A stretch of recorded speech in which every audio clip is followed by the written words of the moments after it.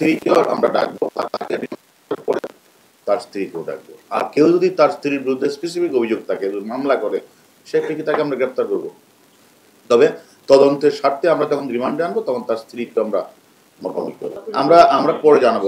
আমরা তাকে রিমান্ডে আসার পরে জিজ্ঞাসাবাদ করে পরে আমরা তার কাছে কি কি পেয়েছি সেটা আমরা জানবো। প্রাথমিকভাবে আমরা মনে করি যে মামলাটা রুজু হয়েছে।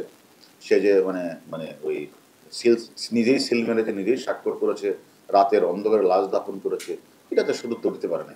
ওইটা হলো যে মামলায় উনি ওই যে রাতের বেলা যে লাশটা দাফন করতেন এবং ওই সিটি কর্পোরেশনের সিল সাপোর্টটা সে নিজেই করতেন। ওই সিল সাপোর্টগুলি কাগজগুলি আমরা উদ্ধার করেছি।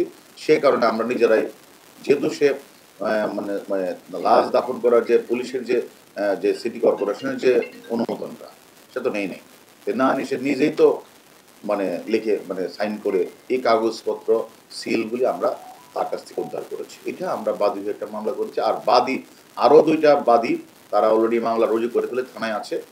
তার বিরুদ্ধে মোট 3টে মামলা